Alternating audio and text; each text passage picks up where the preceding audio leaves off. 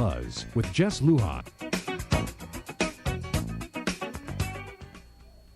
Ilinada Imagalahi, a biography of former Governor Joseph Flores, will be debuted tomorrow night at the University of Guam.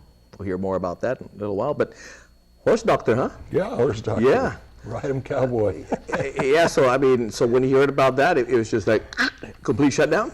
Actually, he heard it from my parents, and my dad relayed the message to me with a big laugh. I said, you know what Grandpa said? He was really impressed, Phil. So I mean, you know, those are the times, we were talking about this in the break, where you know, the time, whether your parents were in business, there were farmers, there were a time where people worked hard. Yes. I mean, they worked hard, you know, to attain. I mean, times have changed. Times have changed. I think, times have changed. I think we're very lenient on kids. I happen to be a taskmaster myself. I'm hard on myself. Yeah, I'm going to argue with you guys on this one. Okay. I'm telling you, I'm surrounded in my different businesses by people who work very, very hard. Even young people, not just people my age, not my uncle, but the younger people and middle-aged people. There's a lot of hard-working people out there. And as we were also saying about children, I think this is something I got from my parents. I know my parents got it from their grandparents, and I got it from my grandparents too, on both sides. It's just the most important things you teach are ethics, the ability to work hard, and the ability to fend for yourself as you get older. And as we were saying also, that you have to be happy in life. If you're not happy, everything sucks. So Phil, when you started out with this, basically, you know, what angle did you want? Was this the angle? I mean, yeah, Arlene took it perfectly. Yeah, really? Just the free flow. Just go talk to people, because let's just, you know, let them talk for half an hour and take 5 minutes of it, and something in there is gonna really make sense. And that's exactly what Arlene has done. She's got people who worked for my grandfather at the Guam Daily News, who knew my grandfather when he before and when he was and after he was governor, as employees, as 19, 20, 21-year-old girls, and they're in it today, and they have a perspective now that they're, I won't say how old they are, but they have a perspective as a manamko, as they look back on their age of 20 under tutelage of my grandfather. That part was pretty cool, because I know how he touched me and he touched my family. To see how he touched other people like that was cool. Yeah, Arlene, when you talk to people, of course, there wasn't anything that you conveyed to them. You just wanted them to talk. But how was it that people were able to get this out? A lot of times when people have passed, you know, that's when there's nothing bad that can be said about that person. How did you get them to come out candidly to really reveal who this person or this couple were? I think that being in the media as long as I have, everybody understands that when they're with me, there can be no pretense. I don't feed on pretense. I don't like it, and I can pick that up real quickly. And so when I sat with him, I said, I really would like you to tell me what you know about Governor Joseph Flores. Tell me the experiences that you had with him, good, bad, or indifferent. And I turned it on, and I just never had to. I mean, there were some moments that you know, they described a very difficult personality, as somebody that they felt wasn't maybe allowing any personal give at all, just, you know, rigid. On the other hand, because he was so rigid, they were willing to come up to that plate. Like Phil said, the ethics was handed down, the standard, the expectation was all there, and they were willing to meet that expectation. It gave them something to achieve, something to merit, right? And then with Ken Ariola or with Kurt Moylan, breaking ground. Ken represented him in business and represented him, you know, when he was appointed, the case that was frivolous as it ended up. Or Kurt Moylan going door to door with him, trying to educate people on the value of a Republican Party rather than a territorial party, and offering Kool-Aid. You know, you want a drink, right?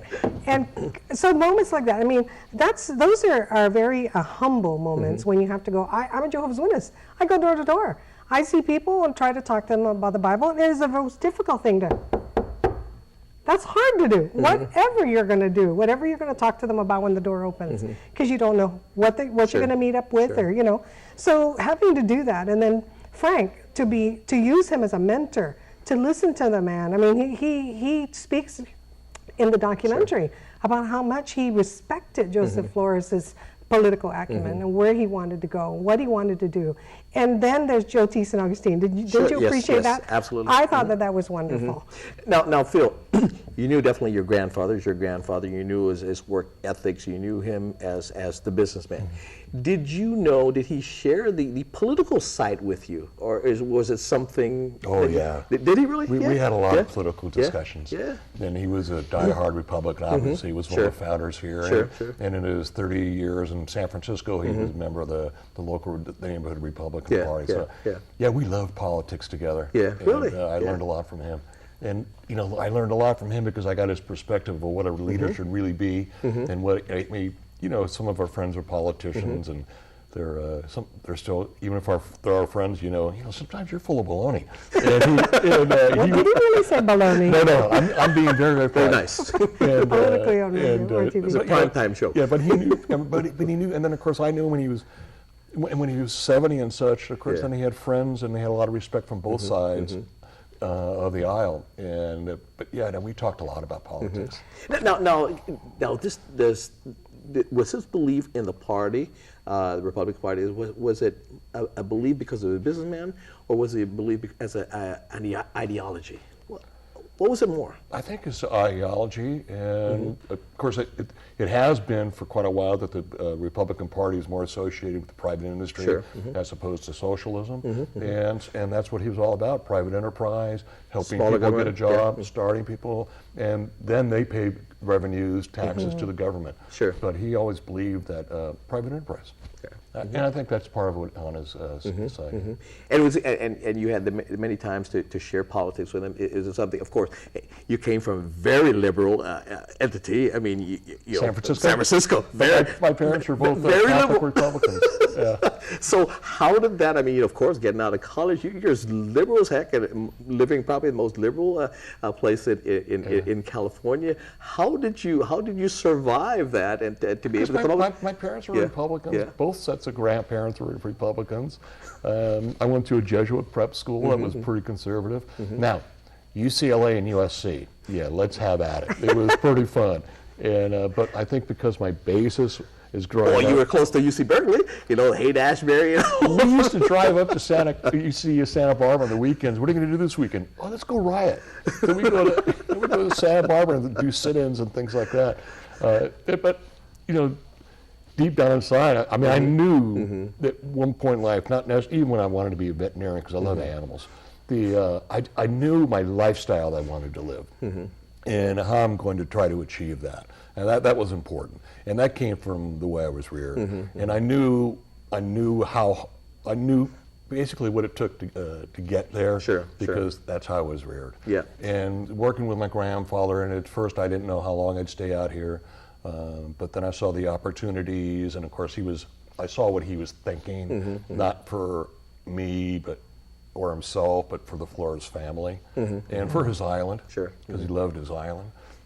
So that's kind of when I signed up. Now, let me ask you this, because I'm going to reveal a little bit. You had something to do with helping to name what was EPAL Beach Park, now Joseph F. Flores, Memorial Beach Park. Now, of all the entities in Guam and buildings and things like that, all he helped to create it. Why the beach? But I tell you what, hold on, okay? Okay. Pay some bills and we'll come back. Sorry about that.